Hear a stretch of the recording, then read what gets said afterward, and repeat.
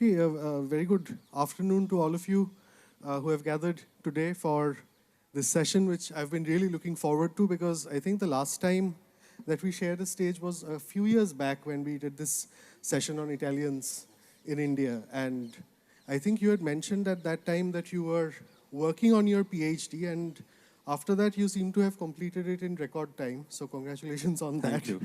As well as this brilliant new book that Manu has come up with, Gods, Guns and Missionaries, which was an absolute joy to read because I think, personally as someone who's still struggling to convert their thesis into a book, it's almost a masterclass in terms of how to frame narratives, how to pick out stories that, convey that narrative in an engaging way. So I think it's a book that I thoroughly enjoyed reading, and I hope many of you will too. To set the ball running, just wanted to start by looking at the title of your book, right? Gods, Guns and Missionaries. So three terms, somewhat, not immediately apparent how they're functioning, but it's something that runs through your book. So would you like to talk a little bit about that? A lot of people were very puzzled by the title, but I thought it represented the three broad themes of the book. Gods is because ultimately this is about different communities of people, different groups of people, some from the West, some from India, a lot of people within India. They're all arguing about the nature of God. Is there one God? Are there many gods? Is one God taking many forms and therefore appearing as many gods? Is there a hierarchy of gods? Yeah. So there's a lot of debate happening over this, and some of this can lead to violent clashes as well. The Guns is a reference to colonialism because the core thrust of the book is set in the colonial period. That's when most of the dynamics covered in the book occur. But it's not guns just in terms of British guns. It's also the kind of response that eventually the British spark, which is revolutionary violence, of which, of course, Bengal is very familiar with this, and Maharashtra, Savarkar, all of that. And the missionaries are really the more fun element because they're such a tantalizing, interesting commodity. There's some missionaries who come in with absolute contempt. They think that native cultures are horrible, native gods are monsters. They need to civilize people and sort of spread the light of the Bible. There are other missionaries who come in and they, in fact, find that India sparks self-doubt in them. But they're like, wait, do we really have all the answers? What if these people also have answers? How do we sort of square this? How do we make sense of our own cultural identity as opposed to something that's so interesting in this part of the world? So it's a combination of these three aspects that ultimately brings the story together. Colonialism, the role of missionaries in that colonial period, very much in many cases as an arm of the colonial state, and of course, the gods or the religious side of it. Right, and in fact, the first couple of chapters, in fact, apart from the very serious political subtext and all of that, they're highly entertaining as well, in the sense that, the remaining chapters are too, but these, in particular, because of the kinds of, descriptions that the missionaries are offering of the Hindu gods that they're encountering, the kinds of misunderstandings that are misinforming all of these encounters, and subsequently the way that, the gradual sort of transition from being very skeptical, very dismissive, to some figures at least accepting it on its own terms or on, terms that in which they understand it. So any of these figures, you speak about Roberto Di Nobili, for example, and before that, the story from which you start, which is Aquaviva's, journey to the court of Akbar. So, the missionaries came into India in the early period because, remember, they didn't have much exposure to India. There were all these fabulous stories going around that there were people with dogs' heads and talking serpents and things like that. But there wasn't that much exposure. So when in the early colonial period, the Portuguese period, there is actually exposure growing, at that time missionaries come in with certain lenses. Because even when Christianity spread in Europe itself, and Europe was pagan, they developed this idea that since God has appeared to us through Jesus, through the Bible, and that is the path to God, automatically everything else is not God. Of course. It is devilish, it is satanic. So in Europe itself, when they smashed pagan shrines or when they converted people and Christianity spread, there emerged this notion that these were all monsters. And they brought that same lens to India, where they came and they saw monsters when they entered a Kali temple, and they'd be like, this can't be God. This is obviously some kind of fiery, scary monster. They'd see a Narasimha, and they're like, this is a figure ripping open a human being. How can this be God? They, of course, had a bunch of other cliches as well. They invented all kinds of interesting stories around Indian customs. For example, they said that sati was invented because Indian wives used to be very lustful, and they were constantly plotting with their lovers. And therefore, husbands, to prevent the wives from poisoning them, invented this custom of sati, saying that if you poison us and we die, then you'll have to burn. So that's the logic they saw behind sati. Lots of weird cliches like that. Yeah. But then what happens is that initially, while they come in with a degree of contempt, they discover that locals or the natives, as it were, are not terribly keen to convert. They're quite happy with their own religion, and there's actually a lot of engaging debate in this period. So in a place like Calicut in Kerala, there's a Father Fenicio in the 17th century who's debating with the Zamarin and his Brahmins in the court of the Raja. And he says, and he's done his homework, because by now there's been a century of exposure, so he's picked up Puranic texts and Sanskrit texts and so on. And he says that, all your stories are rubbish. Krishna is dancing around with gopis. He's a very undignified God. His mother hit him with a churn staff. How can God be hit with a churn staff? How can God steal butter? This doesn't make sense. Then he says, you have Ganapati. Ganapati is with this giant belly, an elephant head moving around on a rat. This doesn't make sense either. But by now, the Hindus have also had exposure to the Portuguese and the white men, right? So they've also learned. So they say, well, okay, you're pointing out all these rational flaws in our religion. What about your religion? If Jesus was really God's son, could he have been put up on a cross and killed by the Jews? That's the quote. Then again, Fenicio was asked about the virgin birth. How is that even possible, etc. So there's a almost playful engagement happening in this time. But what happens is in places like Goa, where the Portuguese are directly in control, and when the state and power are in the hands of Christians, and very radical, sort of fanatical in that period. And fanatical for a reason, which is that these are Catholics, the Jesuits, etc. In Europe, there is the Protestant Reformation taking place, and the Protestants are attacking the Catholics, saying, you're not good Christians. So the Catholics, partly to demonstrate that they are good Christians, are going after the pagans they find in India, saying, no, look, we're wiping out paganism. Right. We're really promoting the voice and the word of Christ.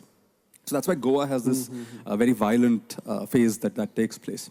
At this time, you see the original impulse, as it were, of a kind of violent response that in some ways starts paving the way to what we now call Hindutva, a very defensive way of aggressively or militantly envisioning Hinduism. Where, for example, people say, okay, you've got the state in your hands. Sometimes there's violent clashes with missionaries on the spot. There was one missionary in a temple that they had just broken, and they sacrificed a cow in it, etc. The local Hindus, caught one of these missionaries and basically slaughtered him in a very brutal way and sort of smeared the image of the goddess with his blood. So there's that kind of response. Often you can't respond to that kind of violence because the Portuguese have armies behind them. Yeah. So what these communities do is they pack everything lock, stock, and barrel, and they move to other places. But what they do is in these other places, they'll build even greater temples. Just outside the frontiers of Goa, they'll build an even greater temple, as if to taunt the Portuguese. They'll invent rites where you can bring people back to the Hindu religion, saying, okay, here's some Ganga Jal, and you're now purified, come back to the Hindu fold. But that's the Portuguese thing. You mentioned the Roberto de Nobili. He's an Italian, also 17th century. He comes in and he goes to work in Madurai. Now, Madurai, there's no Christian state. There's no Portuguese power there. It's under the Vijayanagara Empire, an outpost of that, under the Nayakas. It's a Hindu place. So he realizes that he can't really take the Portuguese approach. And also what's interesting is that the Portuguese approach seems to largely appeal to what are called, one missionary calls them the dregs of society, essentially the lower caste communities. And in this period, the Catholic priests are very unhappy with this because they feel that if only marginalized groups convert to Christianity, Christianity gets tainted as a religion only for the marginalized. To the extent that in Kerala at one point, the Bible was called the Koravar Vedam. Koravars are a marginalized Dalit caste. So this was the Vedam of the Koravars. That's how people envisioned it. So Madurai, Roberto de Nobili comes to Madurai and decides that no, I am going to Brahmanize myself. I am going to Hinduize Christianity. So this man sits down in Madurai in the early 1600s, starts wearing saffron robes, acquires a punul, or a sacred thread. He converts Brahmins, and when he converts Brahmins, he tells them that you can retain your Brahminness. So you can come into the Christian fold with your sacred thread, but I'll attach a small cross to it. He calls the Bible the Satya Vedam, and calls it the fifth Veda as opposed to a completely new book. His argument is that yes, you've got your own religious traditions and the Puranic texts and the four Vedas, etc. But these are imperfect. These are imperfect steps on the ladder to God. Here's the fifth Vedam, which is the final step on the ladder to God. So he Brahmanizes Hinduism there, and to this day in South India, you'll find Christian fathers who do wear saffron robes, who wear tikas, who do artis. In Kerala, the Nasrani Christians have always had a shared sort of relationship with the Hindu community. That is, these boundaries were not that defined or definite. And you even have Christian saints at whose shrines people go and do goat sacrifices just as they do to Kali. Because the religion, Christianity in this part of India, as opposed to Goa, where conversion meant not just converting to Christianity, but also being forced to Europeanize, Westernize, give up your name, give up local music, give up local habits such as wearing chappals, not wearing chappals inside the house, or squatting to urinate. All of these things were cut out in Goa. But in Madurai, it was the complete opposite. It was Christianity that was Hinduized and turned into a local commodity, and that became less of a threat to local people. Yeah, that's very interesting. The conversion, or not the conversion, but the kind of transformation of religion itself, it has happened with other religions as well, when you need to adapt to a local demographic, a local... Islam in India, right? Yeah, like when absolutely. it first came to India and South India, it adapted to all the local cultures. Right. Another thing that I found particularly entertaining in that section was you briefly mentioned this idea of, the kinds of rituals that they would perform, and there is a substantial section that you dedicate to the kinds of stereotypes that were forming at both sides. So both in terms of like Christians, missionaries, stereotyping the local population, as well as the counter stereotyping that was happening. The Indians had this lovely stereotype that Europeans like to eat children fried in butter, which was a very interesting stereotype, I thought. Wow. Specific also, it's very specific for some reason. But the missionaries, of course, had their stereotypes as well. They thought all Brahmins were wicked. One other thing that happens in this period is because there's a Protestant Reformation in Europe, and then the Protestant missionaries also start appearing in India. And again, this is fascinating, right? The missionary is not one single group or one monolith. The Protestants don't get along with the Catholics. So when the Protestants put out their version of the Bible, the Catholics are putting out literature saying, no, this is not Christianity. And then these guys also reciprocate in kind. They often find that, the native converts are very good at playing one group against the other.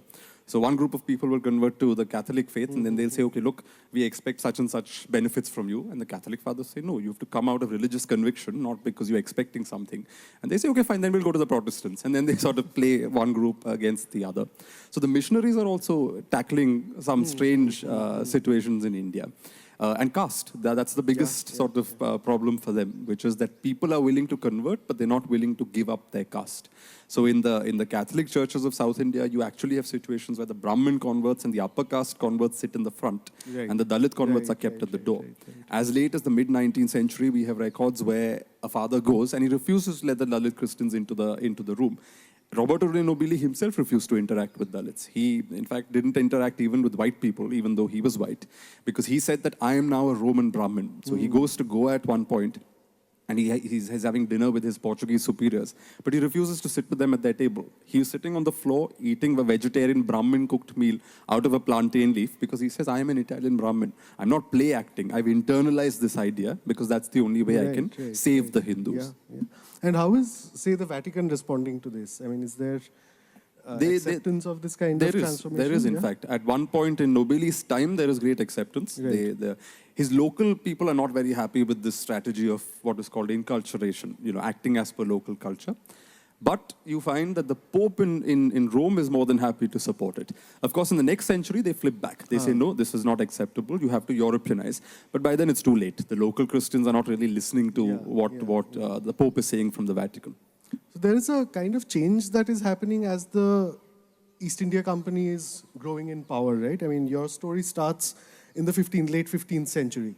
But and at that time, there is only so much that the state is backing Christianity as and dictating the terms of this encounter between Christianity and local religions. But as the East India Company grows in power, and I was also thinking on the way here that, Victoria Memorial, where we used to have this, is of course a historical venue, but this is no less because quite close from where we are is this place called the Duel Avenue, right? Which is where Hastings and Philip Francis had their famous duel, which kind of set the course for what the East India Company would look like. So how does that change once the East India Company gains in power and starts to dictate the terms, or at least set some of the terms of this? So the East India Company at first is fairly friendly to local cultures because they are very aware that they're a minority in a foreign country. They're very anxious about this, and they don't want to meddle in religion because they're paranoid that their own soldiers will mutiny if they get involved in things like religion. So in the early period, in fact, all the way to the 1830s, you find that the East India Company officials are actively not just tolerating Hinduism, but endorsing and supporting it.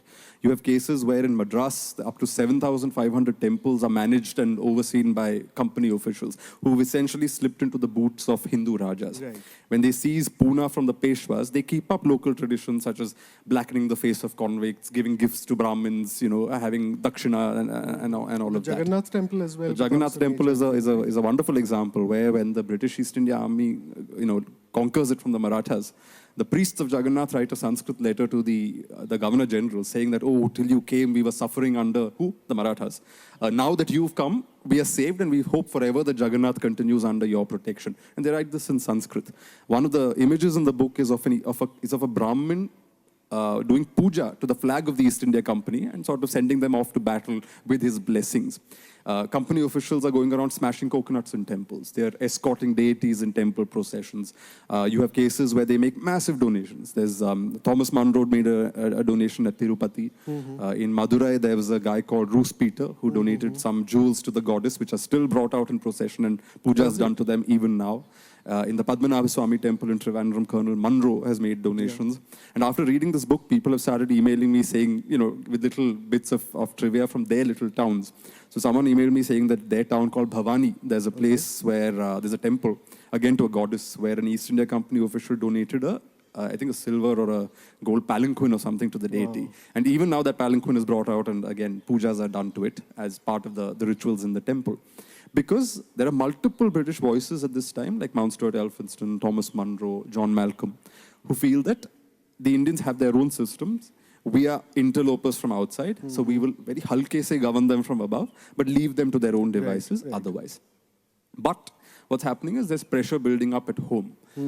So at home, there's a religious revival. Now, Europe has gone through its own convulsions. There's, of course, been the Renaissance, the Protestant Reformation, then the Enlightenment, as it were.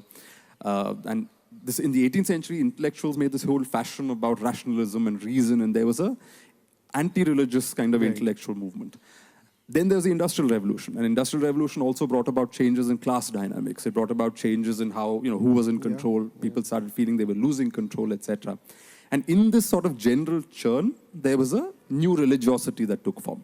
One way to look at it is that in India, you'll see that people have become a lot more religious post-liberalization because somehow you see that greater disposable income gets people to not become more rational or irreligious. They actually fall back on tradition and they want to uphold culture and things like that. So you see a version of that happening in Europe.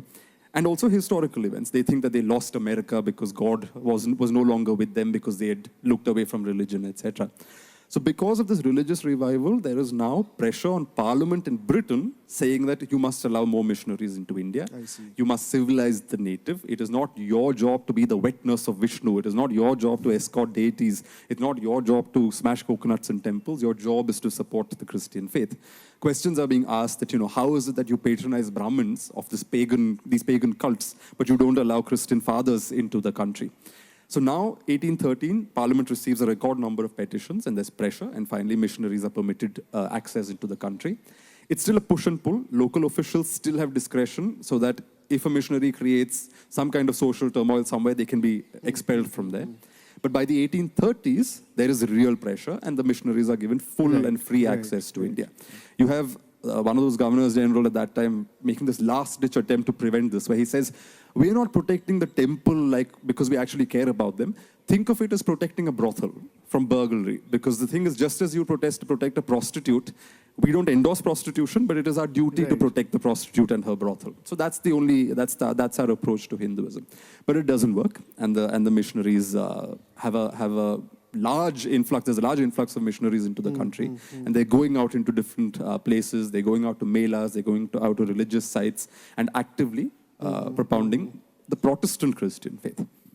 So, one of the things that happens with this encounter, of course, is that with the missionaries particularly, there is also a certain kind of impetus that is given to education, for example, right? But apart from the kind of, more the academic discussions on education that I have found, what I really appreciated about, I'm forgetting which chapter, but I remember I think it's the Indian Renaissance, where you speak about the way in which the native princes and Maharajas were adapting to this and trying to find ways of negotiating with religion, but also with a kind of Western education that was coming in.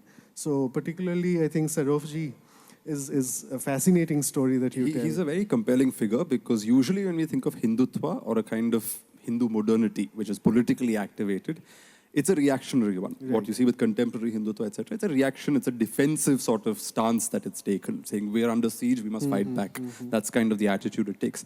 And I kept thinking, in history, do we have a more constructive engagement with modernity and colonialism, where the native's agency, as it were, is asserted and preserved? And Sarforji is very interesting there, because he's part of the Maratha dynasty that came off to Tamil Nadu and was ruling in Tanjore. His kingdom was seized from him, but at the same time, I think a fifth of the revenue was allocated to him as a pension. So this was a man with a palace, a fort, and huge financial resources. He was also well educated, ironically, by a missionary of the first Protestant mission set up in Tranquebar, a descendant of that group. And this man does this interesting experiment, which scholars have called the Tanjore Renaissance or the Tanjore Enlightenment, where what he does is, he basically says, on the one hand, he says, I'm a Hindu prince, so he's promoting Vedic Pathshalas, he's giving cows to people, he's gifting things to Brahmins, he's renovated the Tanjore temple, all of those things that you'd expect a traditional Hindu monarch to do. But at the same time, he's also building schools. In these schools, people are giving education in Persian, Hindustani, Marathi, English, and Tamil, multiple languages. Wow. And the most fascinating thing is, he takes Western ideas and then puts them into Indian molds. So the example I give in the book is of this Kuravanji called Devendra Kuravanji. Kuravanji is this Tamil play format where a fortune teller comes and there's a dialogue that takes place with the other character. In his Devendra Kuravanji, what's interesting is that normally the Kuravanji has sacred sites. So you've got Rameshwaram, Tirupati, Srirangam, all the temples of Tamil Nadu. But in Sarforji's Kuravanji, the fortune teller actually says, hold on, let's forget that one, and let me tell you something more about the world. And basically talks about Moscow, Atlanta, about Africa, Nigeria, Cairo, all kinds of places from around the world except Australia. For some reason, Australia is not on the list. But every other continent on the globe is covered, and he's trying to communicate this. He's got this friend/colleague called Vedanayakam Shastri. And Vedanayakam Shastri is also converted Christian, high caste Christian. He talks about the Noah's Ark. But instead of just telling the story, when he describes the construction of Noah's Ark, he describes all the wood and timber that was used and uses it to basically teach kids the kinds of trees that were available in Tamil country. That's amazing. So it's interesting how they, in an idiom that is not alien to the kids, they managed to sort of bring in these foreign ideas. And I thought that was really interesting in the way Sarforji had done it. That was a fascinating chapter. I mean, the other thing that I was noticing, the other very favorite chapter of mine is the second last chapter, I think, which you titled Native Luthers. In quotes. Yeah. But before going on to that, I was also interested to, hear a little bit more, because there's this idea that you speak about first when the Baptist Mission Society and the other evangelical organizations are operating, which is saying that there is an emergence of a religious public that you place somewhere in the late 18th century. And the idea of the religious public, then it's sort of there throughout the rest of the book, but it again comes up when you're speaking about Rammohn and Dayanand Saraswati and in the second last chapter. So this religious public that you identify emerging in the late 18th century, do you see any sort of identifiable markers or precedents of this in pre-colonial India? I know that's a very vast thing to speak about. But do we find something like that? Not quite. I suppose there was a literary elite transacting in Persian and Sanskrit, but they were very scattered. And I don't think they thought of themselves as one religious public. Right. What colonialism does is that it's already stitched up the boundaries of India in a certain way. The English language has come in. It's allowing an intellectual in Madras to speak to another one in Bengal. Or when Raja Ramohan Roy writes something, he gets a critic from Madras, not even from Calcutta, but somebody from Madras critiquing him, because it's happening now in a shared space that the British have helped create, in a language that the British have brought in, but the natives have also appropriated for themselves. So it's very much in the 19th century that you see in this religious public the early origins of what becomes the national public later, when more people are sort of brought in. And it's religious also because the development of this idea is in response to the Protestant missions that are coming in. So as I said, because at one point the British officials were smashing coconuts, etc., there wasn't that much of Hindu anxiety about them. Right. Maybe they were uncomfortable. For example, there's a 17th century text or 16th century text called the Vishwaguna Darshana, in which two Gandharvas go on this flying tour of India. They go to the north, they go to Kashi, they go to Maharashtra, and they finally come to Madras. And Madras is under the East India Company. And these two Gandharvas are having a conversation where one Gandharva says, oh, this is horrible. These people are white-faced, referring to the white men there. They don't respect Brahmins. They don't respect our customs. The other one is more ambivalent. He says, no, they're interesting. They do their business properly. They bring in curious articles to trade. They're true to their word. So he sees positive qualities in them. So that early period, there's an ambivalence towards the British and towards the white man. But once the Protestant missionary comes in, you start, and they're allowed to come in large numbers, and now it looks like the British state is endorsing the Protestant mission in India. You start seeing this religious kind of animosity bubbling up among Hindus. It takes interesting forms. It's not always in the form of mass agitation or people coming together. For instance, one anecdote or one little detail I always cite from the book is how they create this story in parts of North India that basically says that, oh, Hinduism and the Hindu traditions were doing so well that all the Hindus were uplifted spiritually and they were all landing up in heaven. As a result of this, hell was facing a depopulation and the cosmic balance was sort of destabilized. And in order to restore cosmic balance and waylay some people into going to hell so that things would again be normal, Christianity was invented and the missionary showed up with the Bible. So that's one way of... Very convenient. Yeah, so it places the missionary in your worldview, but in a very negative way. Right. You also find missionaries traveling in North India and they go to places and they report back saying that, oh, at the Ram Leela performances here, Ravana, that final arrow that you shoot at the effigy of Ravana is dressed like the Governor General, which is a bit telling that there's some animosity there, even if people aren't organizing.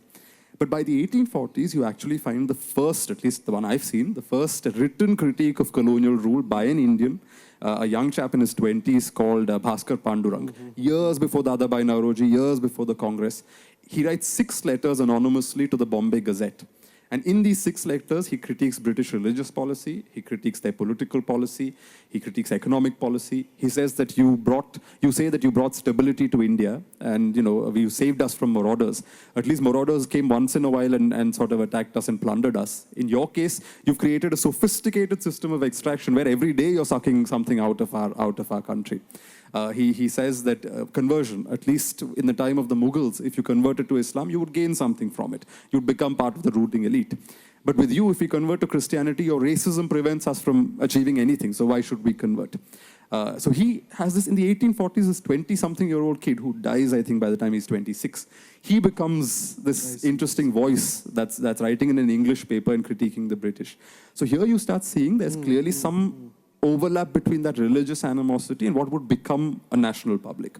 There's also great debates taking place in public. So you actually have scenes in Banaras, in Bombay, where hundreds and thousands of people gather by the beach or gather in a public venue. And some Hindu gurus and some missionaries will sit together and they will debate religion. And they will fight it out on stage. And in some cases, the Hindus will claim victory. In other cases, the missionary will claim victory. Right. In some cases, one group will not come back. So the others like, yes, we definitely won this particular joust. So there's public debates taking place. There's written stuff happening. There's stuff happening in Sanskrit, where they're writing rejoinders to the missionaries in Sanskrit, in local languages, in the English language. And in here, you start seeing that initial sort of what would eventually crystallize into Hindutva, defined later by Tilak and Savarkar and all of those folks. Yeah, and it also, this question of the Hindu identity, right? In the sense that what it means to be a Hindu. And through the last few chapters, there are a number of occasions where you address this debate in terms of, the way in which Raja Ram Mohan Roy is looking to kind of reform, to put it, reform Hinduism. There's another approach that Dayanand Saraswati is taking. Then there's, of course, Jyotiba Phule and a kind of direct attack at the caste system and a complete rejection of that. But subsequently, which is, again, for me, one of the, remarkable section of the book, where you speak about the simplicity of Savarkar's formulation, right? So just wanted to get your opinion on this idea of Hinduism when it's first appearing, and then this question of Hindu identity through defining and shifting parameters and terms in which Hinduism is defined. So the term Hinduism itself, the term Hindu had been around since the medieval times. And although there is a claim that Hinduism was invented in the 18th century as one category or one commodity, that doesn't really stand up to historical scrutiny. If you look at the works of Eknath, Vidyapati, people like that, or Kabir, in the medieval period, they're all making a binary between what they call the Turk or the Turuska and the Hindu. They actually use these terms. So even though you have your caste identity and local identity, etc., there was a sense, even among Indians, and not just elite Indians, but someone like Kabir as well, someone like Eknath as well, that there are two broad groups that they can see in India, the Hindu and the Turk. But Hinduism is used in a pejorative sense for the first time by a guy called Charles Grant in the 1780s or 1790s. What's interesting is that Raja Ram Mohan Roy appropriates the term and gives it a positive gloss. Raja Ram Mohan Roy is a fascinating, person, because what he essentially says is, in the beginning, when he's a young man, he seems to argue that religion itself is a flawed concept. Like, why do we need religion? There are different kinds of prescriptions that religions give about the way to God. They're contradictory. And God could not have created something contradictory, which means that these are just man-made fictions. So that's his initial stance. But as he gets older, he starts realizing that religion is also linked to identity. And in a time of colonialism, identity needs a defense.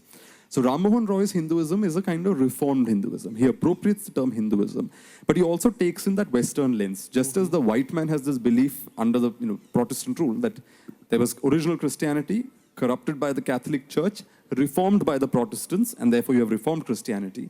He says Hinduism has the same trajectory. We had an original, pristine, metaphysical, non-idol worship, non-temple worshipping kind of Hinduism of the Upanishads, not even the early Vedas. And then after that, there was a corruption of that religion into temple worship, which again is historically unsound. It's just his theory, his way of putting this together. And what he intends to do is to reform Hinduism like Martin Luther reformed Christianity and go back to the text, go back to the Upanishads. That's one intellectual response to the missionary pressure and to defining Hinduism in a certain way. And it is this definition that people like Swami Vivekananda, etc., take forward, and Sarvepalli Radhakrishnan, all of them prefer this philosophical reading of Hinduism focused on the Upanishads. The second kind of response is Dayanand Saraswati. Dayanand Saraswati has come from below up. He's not an intellectual from the English-speaking classes. He was born into an Orthodox Brahmin family in Gujarat. At some point, the story goes that at Shivaratri, he was staying up. You're supposed to keep, vigil. And his father dozed off. But the kid was very committed, and he was a teenager, and he decided he wouldn't sleep. And at some point, he saw a mouse coming and taking liberties with the food and the other things lying around the idol. And he says, if a mouse, a rodent, an impure thing like this can come and take liberties with the idol, this can't be God. So that sparks questions in him. Like all good Indian parents, his parents are a bit stunned by these questions. They think that the antidote is to get him married. He runs away, refuses to get married twice, finally escapes, never goes back to his family. For many years, he's wandering. He's wandering in the Himalayas looking for these fabled sages. He's very disappointed by the sages he actually meets because some of them are high. One of them has this hysterical habit of talking to invisible beings in the middle of the night, and he says, no, this is not adding up. He attempts to consume bhang himself to see if that will raise him into some higher plane and he'll be able to understand the world. Doesn't work. Finally, he goes to Mathura, and there's a blind guru who convinces him that the answers are in the Vedas. Except, unlike Ram Mohan Roy's Upanishadic reading of the Vedas, Dayananda flips it and looks at the early Vedas, the Samhitas, where there's reference to other things. And he then comes up with his own version. And ultimately, this all crystallizes in the Arya Samaj.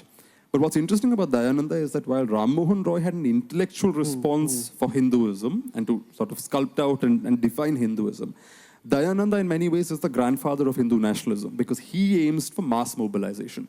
He has this scheme at one point, which Savarkar also at another time tries to sort of recreate, where he says all the Hindu princely states, they must come forward and come together for a Hindu renaissance. He says that the cow is a motif around with Hinduism is very diverse. There are many castes, there are many groups, but the one emblem around which all of these castes can gravitate is the cow. So cow protection becomes a big part of his campaign. Right. And the Arya Samaj spreads out. After a while, in fact, after his time, the Arya Samaj is no longer even interested that much in the Vedic thing. They're interested in a kind of ghar vapsi. So just as Francis Xavier and the missionaries would go out and convert whole villages of people, the Arya Samaj is now reconverting converts to Hinduism. It is bringing Dalits more firmly into the fold, saying, no, you are Hindus. Give up any Islamic attributes that you have in your life and join the Hindu fold. So the Arya Samaj, you see that kind of mobilization for the first time. That's the second response. The third that I highlight is Pillai, because there's one more response coming from within, which is the caste-based response. Pillai appropriates the missionaries' language to critique Hinduism. In fact, the language of Ram Mohan Roy also does it, but Pillai essentially borrows exactly the kind of polemical things that the missionaries say, but to call for caste reform. For example, he says that the Brahmins claim they're superior because they came from the head of the cosmic creator.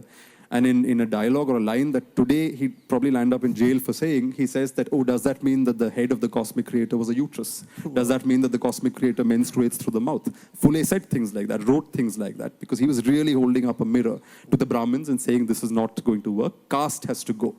And later, some of Pillai's successors basically say that we believe in the Hindu identity, but we believe in a Hindu identity that completely dismantles caste. Right. So you find there are different kinds of responses. There's the intellectual Ram Mohan Roy response for the Western critic. There is the Dayananda response against the missionary to bring about mass mobilization and identity formation among Hindus on the ground, largely in North India. And there's Pillai raising up contradictions, saying that how can you even envision a mass-based Hindu culture or a Hindu identity if caste is going to stand in the way. And that's where the term Hindutva starts floating around. I think it was Bankim in Bengal who first uses it in passing. Then there's a guy called Chandranath Basu in the late 19th century who tries to sort of define Hindutva. But finally, it is Tilak and Savarkar that I focus on, and their attempts to develop the concept of Hindutva.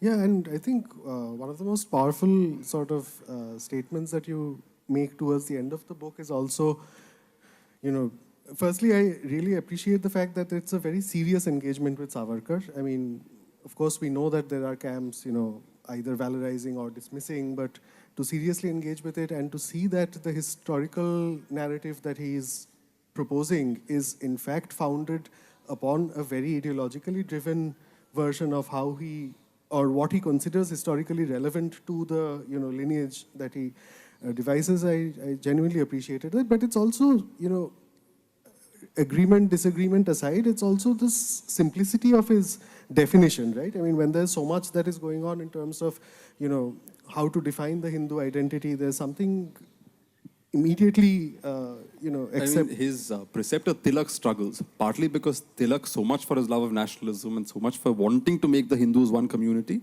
Tilak is still a bit hesitant to give up caste. Right. He's an upper caste Brahmin. Even at Congress meetings, he has his food cooked separately. He tries to defend it in various ways. Somebody once asks him, how is it that you call for Hindu unity, but you follow all these caste-based rituals? And he says, no, but I'm a people of the masses. They respect caste. So if I flout caste, they'll be let down or whatever. He has a very vague, wishy-washy kind of defense of caste there. So his attempt to define Hindutva in the Marathi language in his writings is a very religion-based one. He says to be a Hindu, you have to believe in certain things. One is the Vedas. Then the second thing is you have to believe in multiple paths to God. This is very interesting because across centuries, from the time the Portuguese first came to India to those debates in the 19th century, whenever Hindu groups debated with missionaries, this was one point they consistently brought up in different parts of the subcontinent at different times, which was that God has not created just one path or one book. Right. Yes, he's created the Bible for you. Yes, he's created Christianity as a path for you, but it is a path, not the path. Right. God has created other paths for other cultures in the world. That's a statement that Hindus have always made.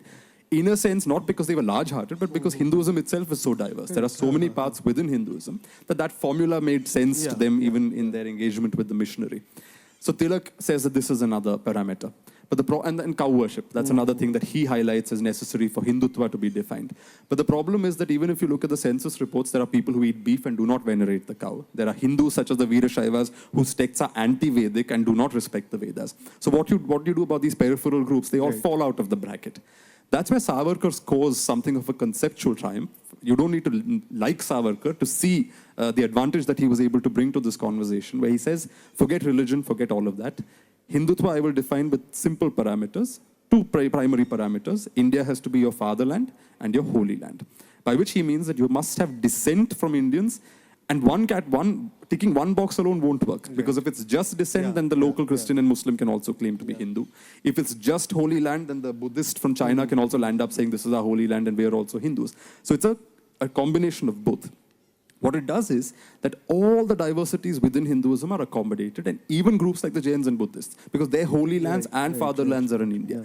So suddenly it doesn't matter if you venerate the Vedas or not. Suddenly it doesn't matter if you do a Palabhishekam for your idol or do blood sacrifices. You may disagree even, but you're still part of the category. What it leaves out is just those people whose holy lands are abroad, namely the Muslim and the Christian. And there he scores a conceptual triumph, which is why today when we think of Hindutva, we're thinking of Savarkar's Hindutva. There were people before him who attempted to define it, but Savarkar is the one who created that final, lasting kind of formula that's allowed the concept to endure for 100 years. And that is where the book kind of, I wouldn't say it ends, but it kind of pauses to look ahead to the future in a way. And this is, of course, the fifth book that you've written and published. While reading it, I was also, coming across these familiar figures who appear in cameos in other books by Manu. So it's been a really sort of fascinating journey reading your work over the last few years. I think at this point we should probably open it out for a couple of questions from the audience, if there are any, and then draw the session. Yeah, there are 3 hands. There is one there. There are a couple of hands over here. Is there a mic around? In the? Hi, thank you for a great book. I've shelved it next to Saeed's Orientalism in my bookshelf. Very flattered, thank you. So my one line that really caught my attention was that you said, when you talk about enlightenment and Hinduism coming to loggerheads, you said the Hindu society was obsessed with equilibrium and not equality. Can you talk a little more about that? Yeah, because if you read that introductory chapter to the book, what it is a story of Brahmin identity and Brahmin groups physically migrating to different parts of the country. And they're coming face to face with all kinds of traditions. There are cults, there are tribal groups, different kinds of religious traditions. And what's interesting is that the Brahmin does not necessarily deny the validity of these groups.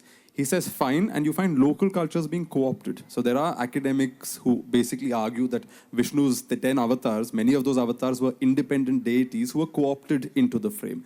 Shiva's retinue, his sons, the Nandi, all of these were local cults which were made part of Shaivism over a period of time. So Brahmins, Buddhists, they're all doing this, where they're knitting together local customs and local groups by creating stories, by creating legends. So sometimes you get local deities married to each other, and you say, okay, these are both part of the same thing. Sometimes you say that such and such a goddess is actually an avatar of Parvati. She may be an entirely local goddess, but you turn her into an avatar of Parvati. In Kerala, where I come from, we have temples where the same idol of God is worshipped at different times by different groups of priests. So in the morning and evening, non-Brahmin priests will do the puja. In the afternoon, Brahmin priests will do the puja. Because it is a tip of the hat to an earlier custom, and then the Brahminical is also accommodated. There are cases where the same idol in the morning is envisioned as Lakshmi, in the afternoon as Saraswati, in the evening as Parvati. The same image is given different identities at different times of the day. But what it does when it does this is that it's coming to face to face with a lot of unfamiliar elements. It wants to knit it all together, but never at the level of equality. What it says is, I'm going to create space for you, but there's going to be a hierarchy. I'm going to recognize your path as acceptable, but as a lower path. And therefore, it's going to be lower in the hierarchy.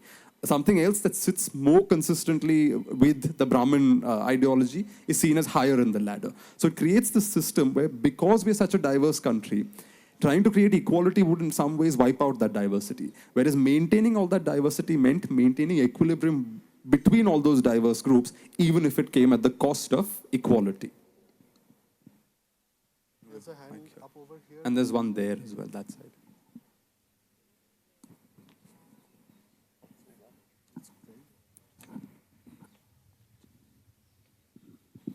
Manu, firstly, my apology that I am yet to read your new book.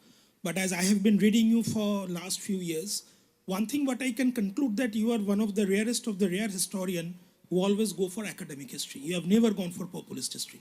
Even in Week magazine interview also you said that. Now my question is, when you are living in a country like India and you are mainly writing for the Indian audience, don't you think that till now we are living in an era where too much of writing of academic history, where for the sake of writing the truth, you are breaking the image, you are reshaping the image, as you have done in the case of Manikarnika, in the case of Wajid Ali also you did the same thing. My humble question is, it's a general question, how difficult it is for a historian like you to break the myth and write a pure academic history in a country like India, where populist history wins over every time over academic history. I won't say, and I'm not flattering myself, but I won't say it's easy always. You always do, think twice before saying certain things or writing certain things. My very first book, as I've been saying in several events, now got me a 5 crore defamation notice because people say, oh, you've defamed my ancestors, such and such, whatever. The only way I was able to get out of that, to give it a stern rejoinder, was because I had archival sources for everything. So I was like, I haven't created anything out of thin air. Go sue the archives and the people who created these documents 100 years ago. Then you can come to me. But it really does make you worry whether, there are certain things that people get upset by, etc.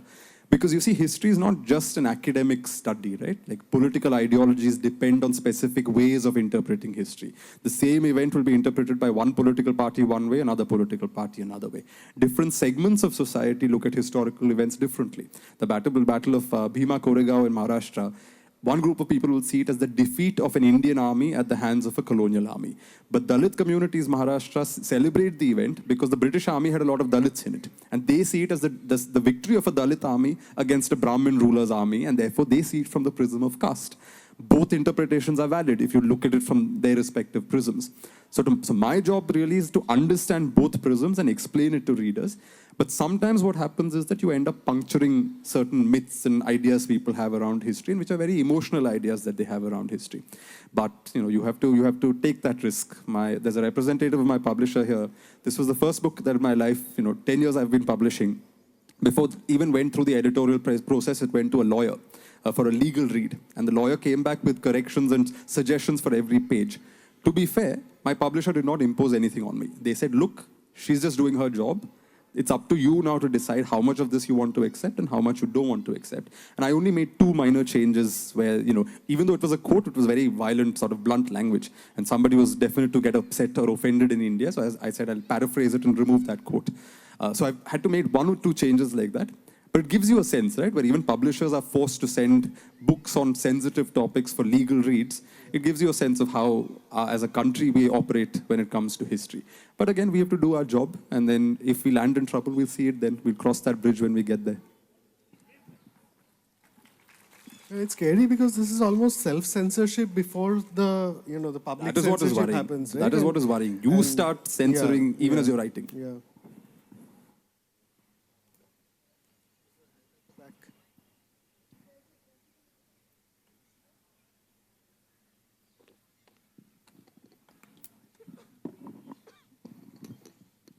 Hello.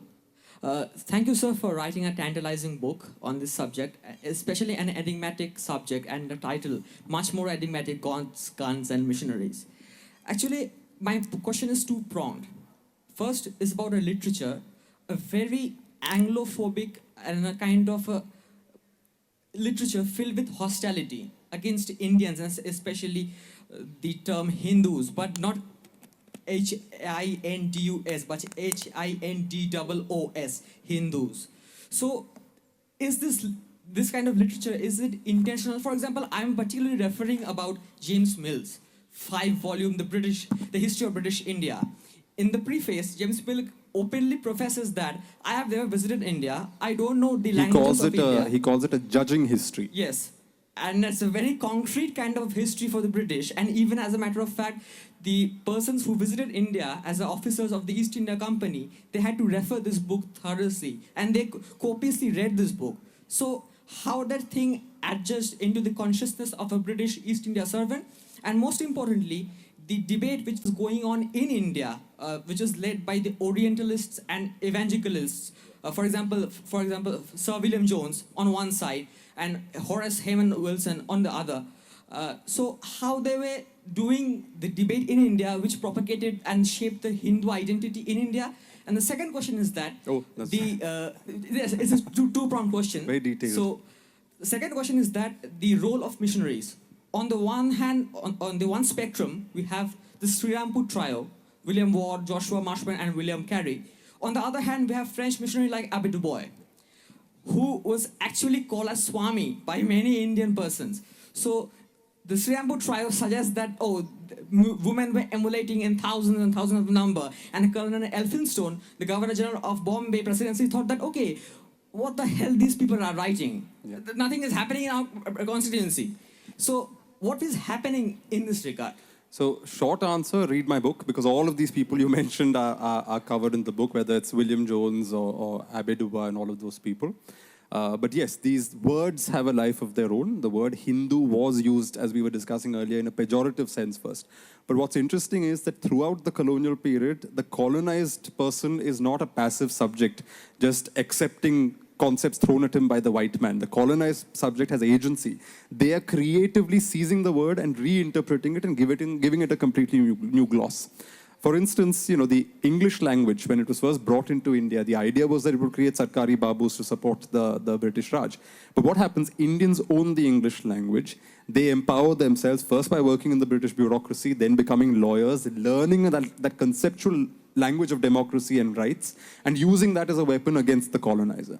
And I always give this example of how the very first Indian National Congress meeting in the 1880s, mid-1880s, the circular says that all delegates must speak the English language, because that's the only way Indians could communicate with each other. But they turn English into a weapon against the Raj, even though the Raj brings it in. Similarly with the term Hindu and Hinduism, even though it was used in a negative sense, there was a way to respond to it. That guy I mentioned, Bhaskar Pandurang, who critiqued the British Raj in the 1840s, you do get a sense throughout his letters that he is responding to people like James Mill and their history written with great contempt of India.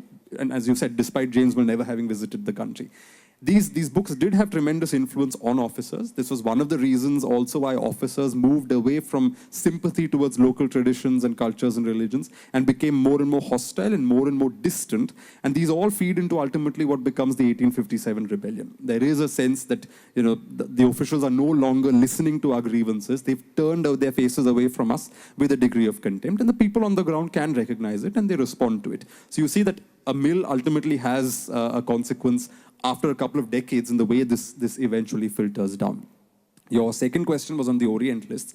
There again, the Orientalists came with certain agendas of their own. I'll give you an example. There was the first English translation of the Gita done in Warren Hastings' times by Charles Wilkin. Charles Wilkin does the translation into English, hoping that Hindus would be flattered. He says that, they're going to be happy that we respect their text, that we've translated into English, and people at home are also going to be happy that, look, the Hindus have such wise ideas in their scriptures. So they think it's something Hindus will be happy with. By the mid, what they forget is that the Bhagavad Gita is unfolding on a battlefield, where Arjuna is struggling to go to war, and Krishna is urging him, saying, no, you have to go and do your duty. So by 1857, missionaries are warning that the same Gita that the British have romanticized can be used to justify anti-British action, right? Because you can say that actually Arjuna is now the brown person standing up against an army of white people, and it is his duty to stand up and fight. By the late 19th century and early 20th century, the Gita is even being called the Revolutionaries' Manual, because revolutionaries captured in Bengal and Maharashtra, etc., are walking around with copies of the Gita in their hand. So it's so interesting that the British translate the Gita, hoping that the Gita will make natives happy and more loyal to them. But in the hands of the native, the Gita becomes a way to empower themselves and stand up to the British. And that's what happens to a lot of Orientalist literature as well. When James Todd writes a history of the Rajputs, romanticizing them, Indians derive a sense of pride.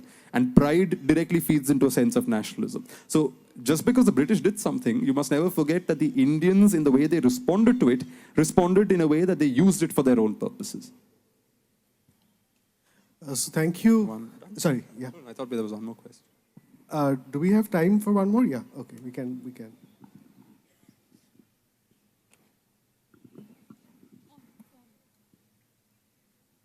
To me, you have come across as a person with a lot of rigor in your work, which part of your day contributes to this rigor and which activities? I don't know if there's an answer to it that way, but I work like everybody works. I have an office. I go there at 8:30 in the morning. I'm there till 7:30 in the evening. Come what may, I go there every day because otherwise you don't build the habit. So I think one thing is disciplining yourself to stick to these habits and to do your writing in a certain organized way. The other thing is to just read widely. The thing is you have to keep your mind open to lots of questions. A lot of, like this book, the idea was originally seeded in 2011 when I did my master's thesis. But if I read that thesis now, which I wrote as a 21-year-old, and the book which I've done as a 34-year-old, there's lots of conclusions I've changed now. Because at that time I was still led by what the literature was saying, whereas now I've learned to also interrogate and question the literature and come to my own conclusions and tease out different kinds of insights and pose questions as opposed to just seeking answers. And I think that helps cultivate rigor because you're constantly in questioning mode as opposed to being somebody who's keen to give a definite answer. I don't think in history there are definite answers. What you can do is ask interesting questions. So thank you so much. Thanks to Coal India, Kolkata Literary Meet for organizing this session. Thank you, Manu, for writing the book and for a very invigorating session as well. Thank you for your wonderful moderation. Thank you. Thank you to and the audience. Thanks to the audience for being a wonderful audience. So we look forward to more of Manu's writing in the years to come, and I'm sure we'll have you back here again soon. Thank you very much. Thank you.